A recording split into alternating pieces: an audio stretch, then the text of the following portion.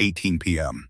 The Strait of Hormuz is a narrow gray ribbon under a ceiling of dust and heat, and right now it feels even smaller.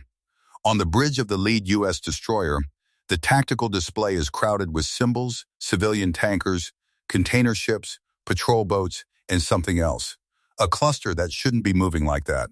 At 2:18 p.m., the U.S. Armada closes on Iran, and everyone aboard knows what that means. The casualty report has already hit 5,000. Not a rumor, not a projection. 5,000 dead across the region in less than 48 hours.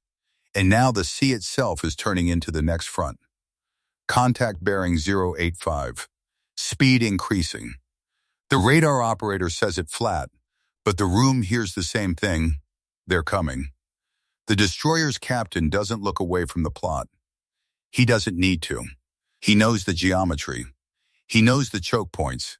He knows how quickly a crowded shipping lane can become a kill box. And he knows the political line they've been ordered not to cross. Not yet. Because if the U.S. fires first in the strait, the entire coalition fractures. But if they don't, the next 5 minutes could decide whether a carrier strike group gets boxed in within missile range. The captain leans forward. Confirm classification. In Combat Information Center, a second screen updates, electronic emissions, radar sweeps, intermittent pings like a heartbeat. Then the SM tech goes pale. Sir, we're getting a fire control pattern. It's not search radar, it's a lock. In the same instant, the comm stack crackles, then dies. Not a drop. Not static. It goes silent like someone cut the throat of the spectrum. Jamming. The captain's hand tightens on the rail. He has one working line left, a tight beam link that may already be compromised. And then, at 2:18 p.m., exactly, a new contact appears. Low, fast, sea skimming. Not one, 3. The sick watch officer whispers the words every sailor dreads. Inbound, and in the middle of civilian shipping, with comms jammed and rules of engagement hanging like glass, the impossible situation becomes real. Because the first missile isn't headed for the destroyer. It's headed for the tanker beside it. And if that tanker explodes, everything changes. But they didn't know yet what else was moving beneath the surface. Here's what led to that moment. 2 days earlier, the region hit a tipping point. A mass casualty event, 5,000 dead, ripped through multiple cities and bases almost simultaneously. And the blame landed where it always does in a firestorm like this. On the actor everyone already fears, and everyone already needs as an enemy. In Washington, the decision wasn't just about retaliation. It was about preventing a cascade. Israel mobilizing without restraint, Gulf states panicking, shipping insurance collapsing, energy prices spiking, and a dozen proxy groups sensing weakness. So the U.S. did what it always does when it needs options fast. It moved steel. A carrier strike group rerouted at flank speed. 2 cruisers. 6 destroyers. A submarine shadow nobody would publicly acknowledge. A Marine expeditionary unit staged beyond the horizon with 600 Marines ready to put boots on a deck that might not stay floating. But the flashpoint wasn't just Iran. It was timing. Because Tehran wasn't trying to win a conventional naval fight. They were trying to create a picture, one moment on camera, where a U.S. ship fires in a civilian lane and the world watches bodies and oil burn. That was the miscalculation on both sides. The U.S. believed presence would deter. Iran believed the U.S. couldn't shoot first. And at 2:18 p.m. in the Strait of Hormuz, both assumptions collide. 2:02 p.m. The Armada is 15 nautical miles east of the narrowest point, moving in a staggered formation designed to keep civilian ships from clustering too close to the warships. Here's the problem. The shipping lane is full. Dozens of civilian vessels, many of them flagged under countries that will not forgive collateral damage. And among them, small fast craft begin appearing. Fishing boats, dhows, skiffs, each one legal, each one plausible, each one potentially carrying a rocket pod. In sick, the watch officer counts them. 13 small surface contacts within 5 miles. On the Iranian side, in a coastal command post, the local naval commander watches his own map. He isn't trying to sink a carrier today, he's trying to force a decision.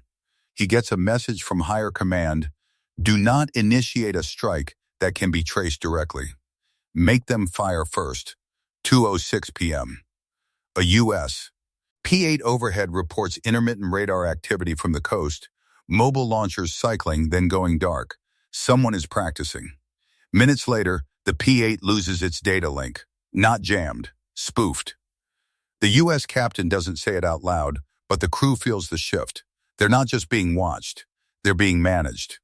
2:09 p.m. A civilian tanker veers slightly out of lane, barely a few degrees. It looks like routine correction, but the destroyer's navigator snaps his head up. That turn isn't weather. That's deliberate.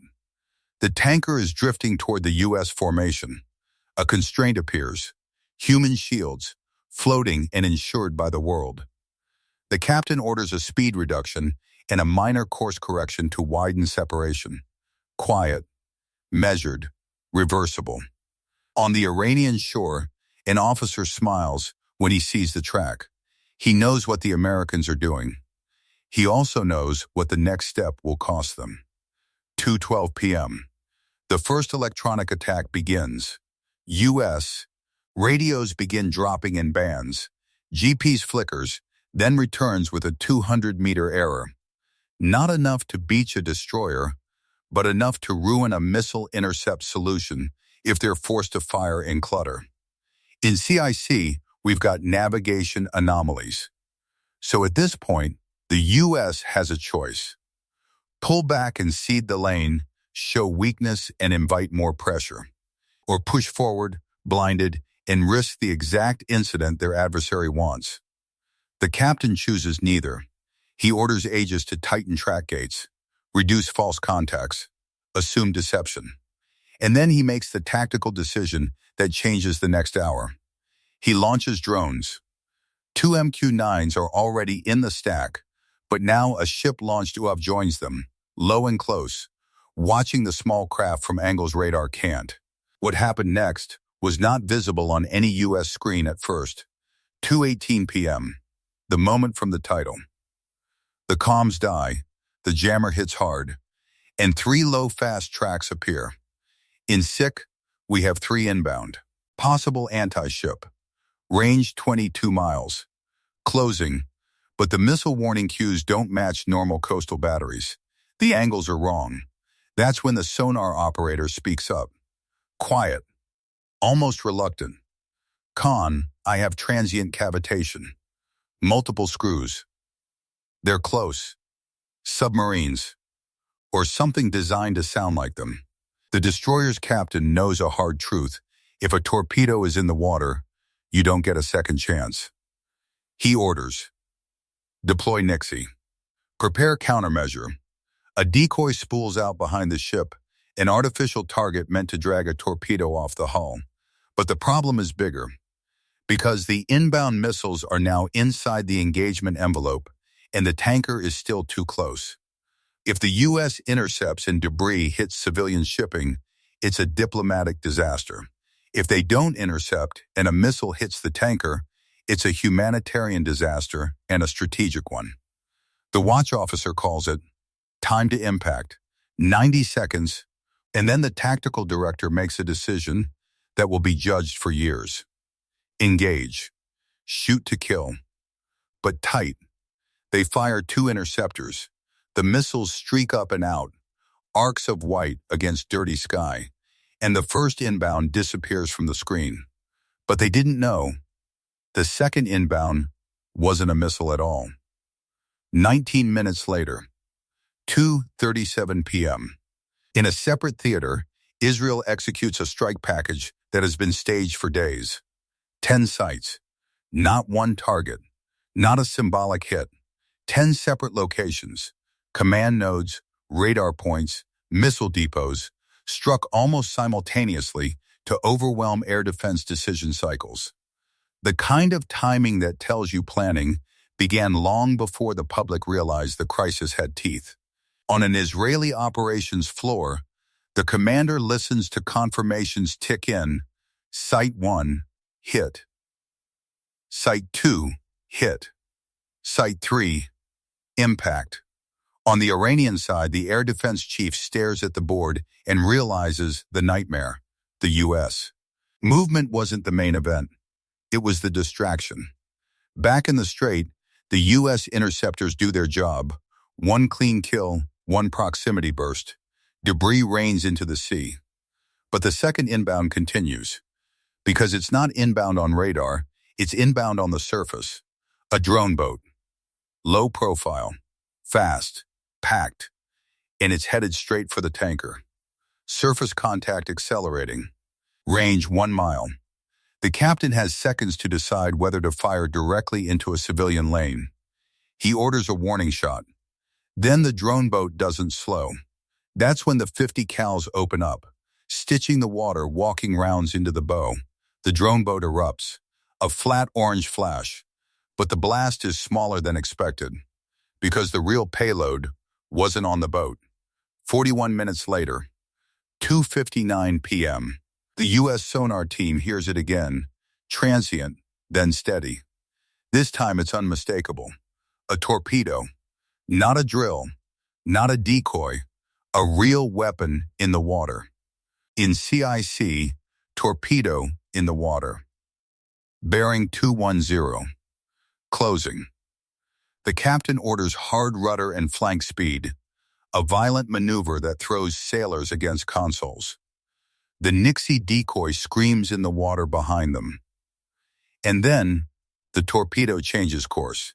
It tracks the decoy. The entire ship holds its breath. Seconds later, a detonation blooms behind the stern, white water, shockwave, a hollow thud that you feel more than hear. They survived. But here's the problem. If Iran has torpedoes that close in the strait, then submarines or underwater drones are already inside the box. Which means the Armada isn't closing on Iran.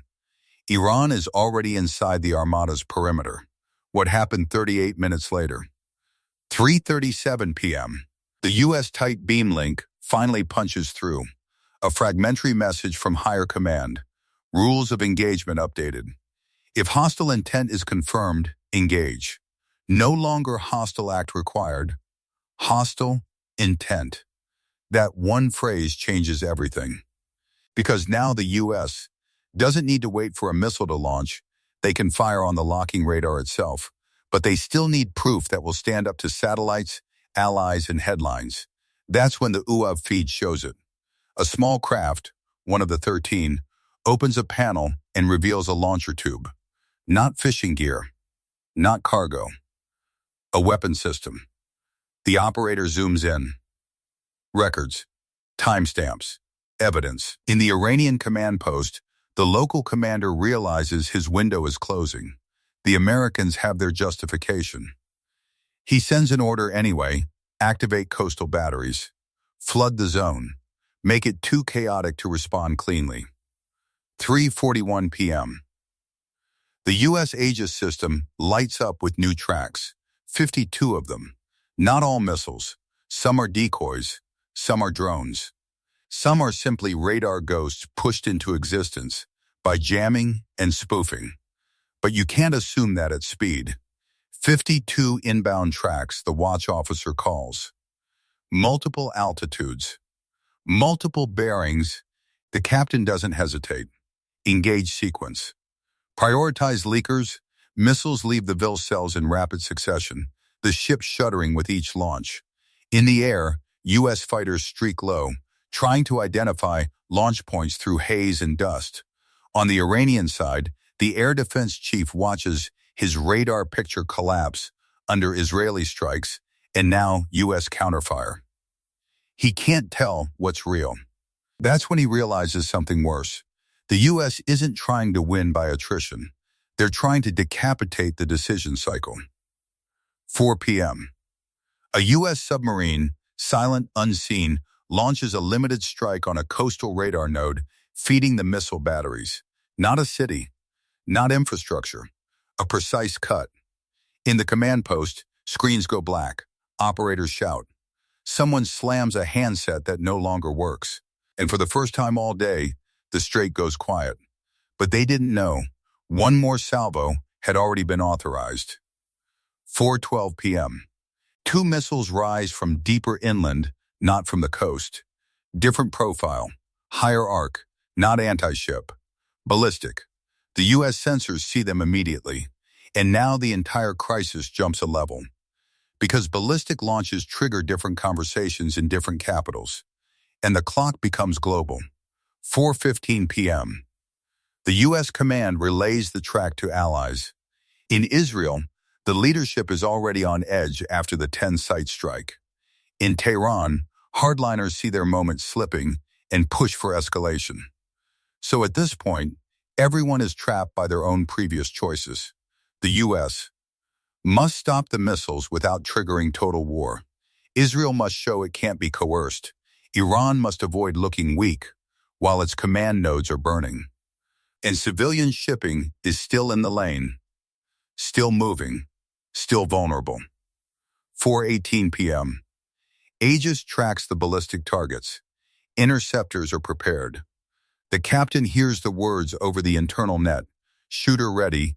He authorizes launch. Two interceptors go up, clean, fast, straight into the sky. Second stretch. Then the radar picture updates. One kill. The second target breaks apart. Not an intercept. A malfunction. A failed missile falling into the sea. On the Iranian side, the command post falls silent in a different way. Their dramatic escalation didn't land. Their missile failed. And now the world saw it. In that moment, the balance shifts. Because deterrence isn't just about capability, it's about credibility. 4:26 p.m. Iranian fast craft begin dispersing, not retreating in panic, withdrawing with purpose. They've extracted what they could, proof of chaos, footage of near misses, the spectacle of a crowded lane under fire.